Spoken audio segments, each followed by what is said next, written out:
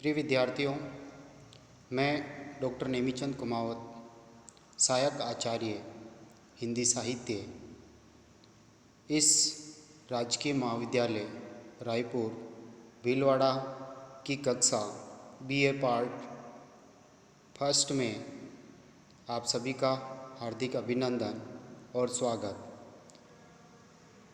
महर्षि दयानंद सरस्वती विश्वविद्यालय द्वारा निर्धारित हिंदी साहित्य के प्रथम प्रश्न पत्र में जो पाठ्यक्रम तय किया गया है और आयुक्तालय कॉलेज शिक्षा राजस्थान जयपुर के द्वारा जुलाई माह का जो पाठ्यक्रम निर्धारित किया गया है, उनमें से हम आज एक विषय पर आपको अध्यापन कराने जा रहे हैं और वह विषय है अलंकार। अलंकार किसे कहते हैं, अलंकार का अर्थ, परिभाषा और आपके पाठ्यक्रम में 16 अलंकार निर्धारित किए गए हैं और अलंकार के प्रश्न पर एक 10 अंकों का प्रश्न परीक्षा में आता है, तो आप अच्छी तरह से इसका अध्ययन करें। अलंकार दो शब्दों से मिलकर बना है, अलम प्लस कार। अलम यानी शोभा, कार यानी करने वाला, अर्थात सौंदर्य में सहायक तत्व अलंकार कहलाते हैं। अलंकार का अर्थ और परिभाषा। अलंकार शब्द का शाब्दिक अर्थ होता है आभूषण यानी गहने, किंतु शब्द निर्माण के आधार पर अलंकार वह है जो अलंकृत करे या आभूषित करे। अलंकार वाणी के आभूषण हैं। जिस प्रकार एक सुंदर नारी का सौंदर्य अनुकूल आभूषणों या गहनों से और अधिक बढ़ जाता है, उसी प्रकार कविता रूपी कामिनी का सौंदर्य भी अलंकारों के संतुलित प्रयोग से बढ़ता है। इसलिए कहा गया है अलंकरोति इति अलंकार। जो अलंकृत करता है वह अलंकार है। अलंकार संप्रदाय के आचार्य दंडी ने इसे परिभाषित करते हुए लिखा है, काव्य शोभा करान धर्मान अलंकारान प्रचक्षते। अर्थात काव्य की शोभा में वृद्धि करने वाले धर्म ही अलंकार हैं। अतः अलंकार कविता के आभूषण हैं जो उसके सौंदर्य में वृद्धि करने का कार्य करते हैं। जैसे राम ने सीता के मुख की तरफ देखा, ये एक साधारण वाक्य है। यदि इस वाक्य को अलंकारिक भाषा में कहा जाए तो बहुत ही अधिक सुंदर हो जाएगा, उसमें चमत्कार और रमणीयता आ जाएगी। जैसे सिय मुख शशि भय नयन चकोरा, अर्थात जिस प्रकार चकोर चंद्रमा को देखता है उसी प्रकार राम सीता के मुख को। यहाँ इस उदाहरण में मुख उपमेय है। कवि जिस विषय का वर्णन करता है वह उपमेय कहलाता है और जिस प्रसिद्ध वस्तु को लाकर के इस उपमेय के साथ तुलना करता है उसे उपमान कहते हैं। इस उदाहरण में मुख उपमेय है और नयन उपमेय है और जो प्रसिद्ध विषय वस्तु है वह है उपमान, शशि और चकोर। अर्थात अलंकारिक भाषा में इसका तात्पर्य हुआ कि राम के नेत्र रूपी चकोर सीता के मुख रूपी चंद्रमा को निहार रहे हैं, देख रहे हैं। इस प्रकार कहा जा सकता है कि काव्य की शोभा बढ़ाने वाले तत्व, शब्द और अर्थ सुंदरता में वृद्धि करने वाले या चमत्कार उत्पन्न करने वाले कारकों को या तत्वों को अलंकार कहा जाता है। शब्द रूपी अलंकार और अर्थ रूपी अलंकार। अलंकार इस आधार पर दो प्रकार के होते हैं, शब्दालंकार और अर्थालंकार। अलंकारों के महत्व के बारे में आचार्य केशवदास जी ने भी लिखा है, यद्यपि सुजाति सुलक्षणी सुभरन सरस सुवृत भूषण बिनु ने विराजई कविता वनिता मित।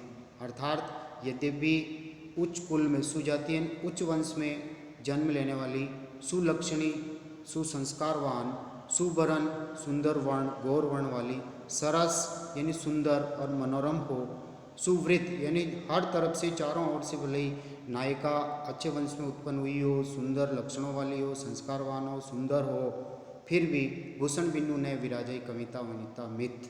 अर्थात बिना आभूषणों के उसकी शोभा नहीं बढ़ सकती। उसी तरह से कविता रूपी कामिनी की शोभा भी बिना शब्द और अर्थ रूपी अलंकारों के प्रयोग के नहीं बढ़ सकती। इसलिए कविगण शब्द रूपी और अर्थ रूपी अलंकारों का प्रयोग करके कविता रूपी कामिनी के सौंदर्य को बढ़ाते हैं, जिससे पाठक सहज ही कविता की तरह और आकृष्ट हो जाते हैं। अलंकारों के भेद। अलंकारों के प्रमुख 3 भेद होते हैं: शब्दालंकार, अर्थालंकार और उभयालंकार। शब्दालंकार काव्य में जब चमत्कार मुख्यतः किसी शब्द विशेष पर निर्भर करता हो, अर्थात जहाँ शब्दों के प्रयोग से ही सौंदर्य में वृद्धि होती है, काव्य में प्रयुक्त शब्द विशेष को बदल देने पर या उसके स्थान पर कोई समानार्थी पर्यायवाची शब्द रख देने से उसका सौंदर्य नष्ट हो जाता है, तो वहाँ शब्दालंकार होता है। यानी केवल शब्द विशेष पर ही काव्य सौंदर्य निर्भर करता है। जैसे सूर सूर तुलसी शशि उडगन केशव दास, और कवि उद्योत सम जहाँ ते करत प्रकाश। इस पंक्ति में सूर सूर शब्द की 2 बार आवृत्ति हुई है और हर बार इन दोनों के अलग अलग अर्थ हैं। प्रथम सूर का अर्थ सूर सूर अर्थात सूरदास कवि सूर्य के समान हैं, तुलसी शशि और तुलसीदास जी चंद्रमा के समान हैं। यानी सूरदास जी का काव्य सूर्य की भांति ऊर्जा प्रदान करता है और तुलसीदास जी का काव्य शशि यानी चंद्रमा की शीतलता की तरह समाज को शीतलता प्रदान करता है। तो यहाँ प्रथम सूर का अर्थ सूरदास हैं, दूसरे सूर का अर्थ सूर्य हैं, और इन दोनों शब्दों के स्थान पर यदि हम इनके पर्यायवाची शब्द रख दें तो यहाँ यमक अलंकार का सौंदर्य और चमत्कार समाप्त हो जाएगा। यदि इसे सूर भानु कर दिया जाए, सूर भानु तुलसी शशि, तो यमक अलंकार का चमत्कार समाप्त हो जाएगा। प्रमुख जो शब्दालंकार होते हैं उनमें आपके पाठ्यक्रम में 3 संकलित है: एक अनुप्रास अलंकार, यमक अलंकार और श्लेष अलंकार। वक्रोक्ति अलंकार, लाटानुप्रास, ये भी शब्दालंकार होते हैं। आपके पाठ्यक्रम में केवल 3 का आपको अध्ययन करवाया जाएगा: अनुप्रास, यमक और श्लेष। अब हम अलंकार के दूसरे प्रकार की ओर चलते हैं, अर्थालंकार। काव्य में जहाँ अलंकार का सौंदर्य शब्द विशेष पर निर्भर नहीं करके उसके संपूर्ण अर्थ पर निर्भर करता हो, यानी किसी शब्द को परिवर्तित करके उसके स्थान पर कोई पर्यायवाची या समानार्थी शब्द रख दें तो भी चमत्कार या सौंदर्य समाप्त नहीं होता है, वही रमणीयता और रोचकता बनी रहती है, तो वहाँ अर्थालंकार होता है। जैसे हम एक उदाहरण देख रहे हैं, रमणी मुख शशि तुल्य हैं।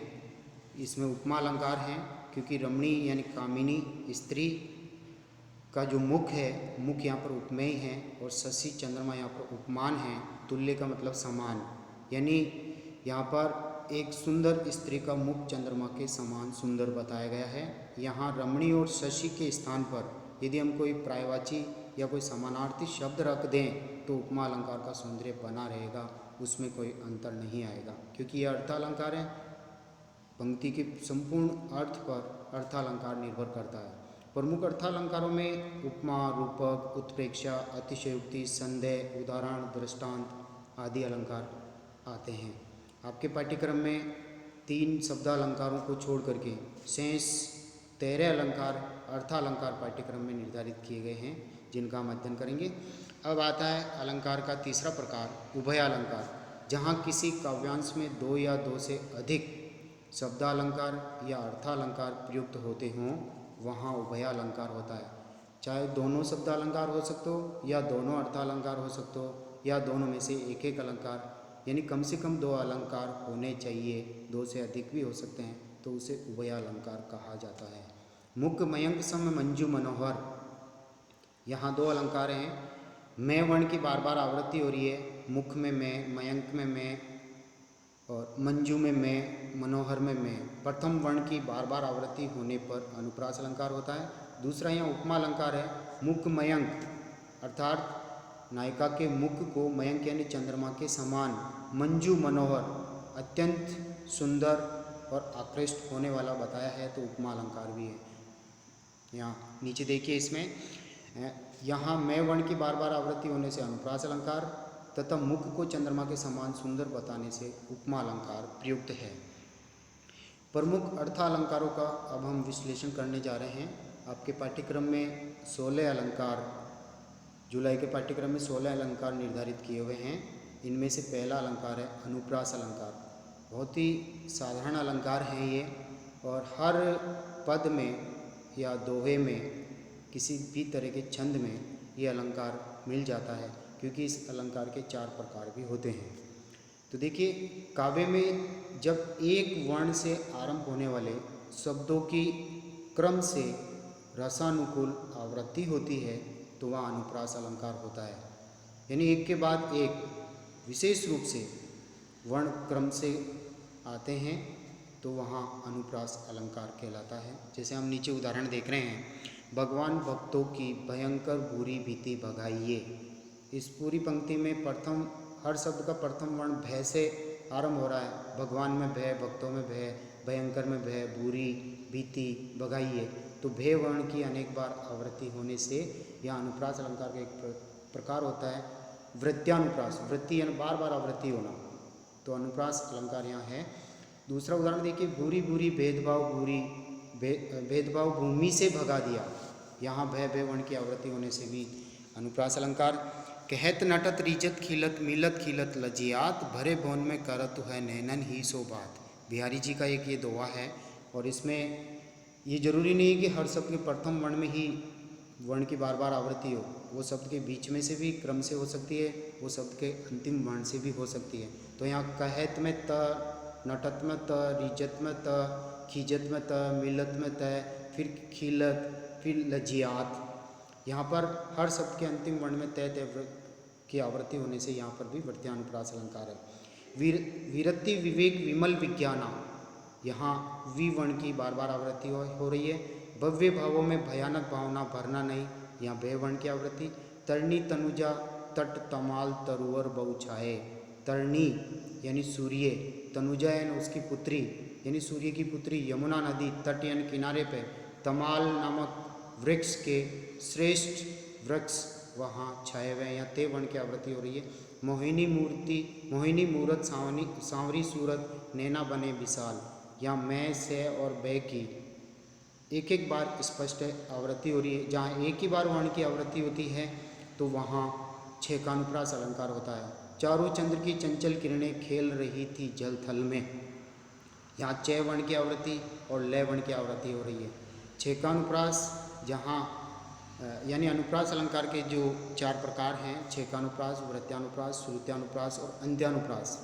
आपका जो पाठ्यक्रम है वो सीमित है, क्योंकि एक 10 नंबर का प्रश्न आता है और उसमें भी 5 नंबर अलंकार के होते हैं, और उसमें भी 5 अलंकार दिए होते हैं कि 5 अलंकारों में से किन्हीं 2 अलंकारों को परिभाषित करते हुए लक्षण सहित उदाहरण के साथ स्पष्ट कीजिए।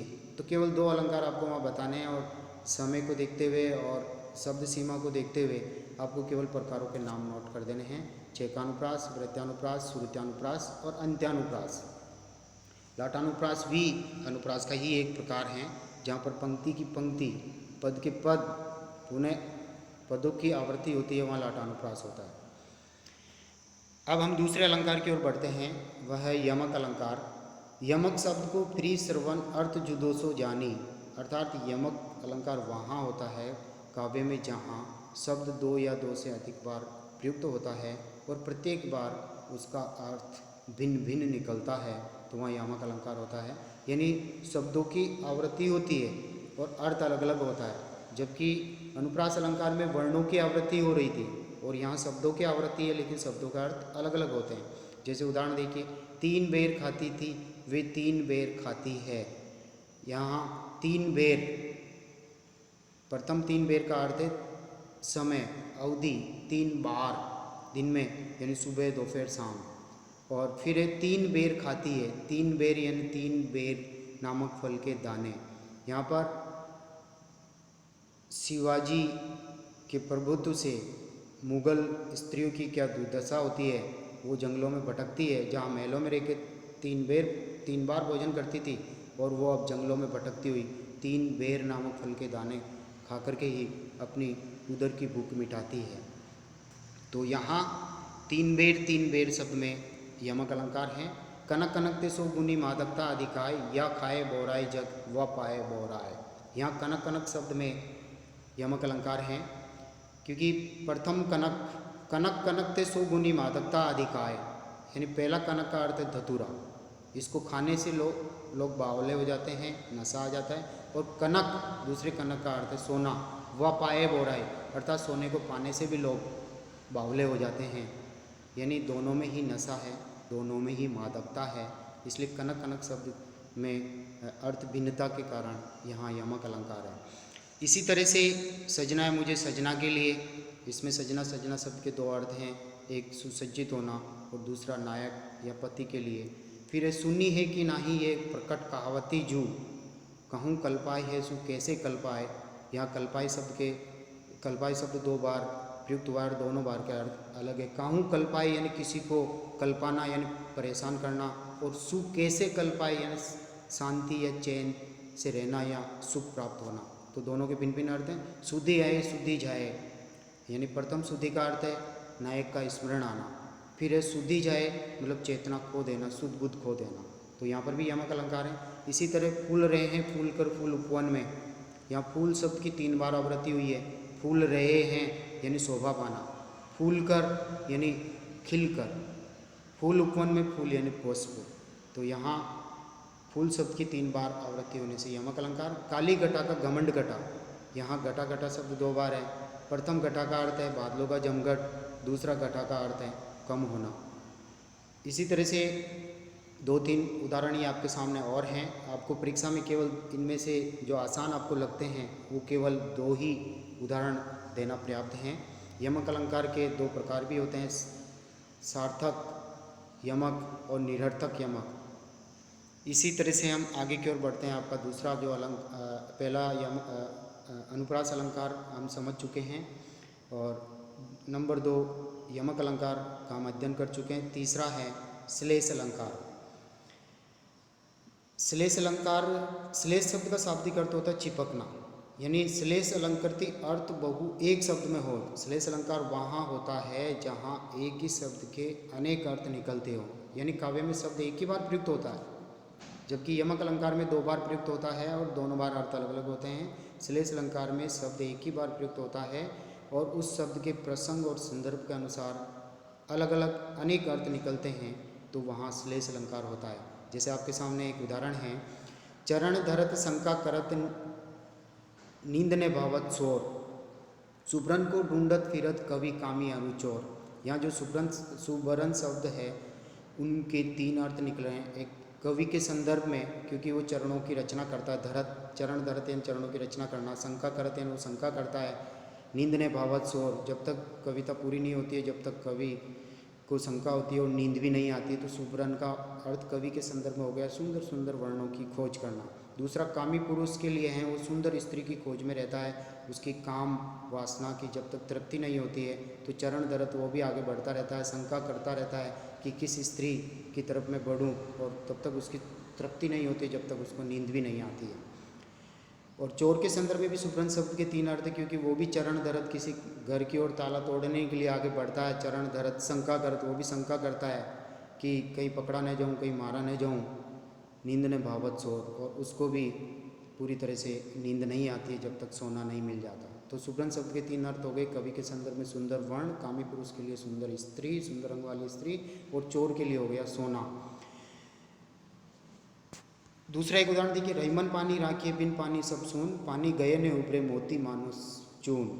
यहाँ पानी शब्द के 3 अर्थ निकल रहे हैं। मोती के संदर्भ में कांति या चमक, क्योंकि पानी होगा तो धुंधला पड़ा हुआ मोती में चमक हम ला सकते हैं। मानुस, मनुष्य के लिए जब पानी नहीं होगा तो उसकी इज्जत बचाना मुश्किल हो जाएगा, तो मनुष्य के लिए इज्जत। और चून, चून यानी आटा, आटे की सार्थकता तभी होगी जब जल होगा, तभी उसको गूंद के उसकी रोटी बनाई जा सकती है। तो पानी शब्द के 3 अर्थ हो गए। मोती के संदर्भ में चमक लाना, मनुष्य के संदर्भ में उसकी इज्जत और प्रतिष्ठा को बचाना, और चून यानी आटे के संदर्भ में केवल मात्र जल। इसी तरह से ये और उदाहरण आपके दिए हुए हैं, आप इनका अध्ययन करें। जय हिंद, जय भारत।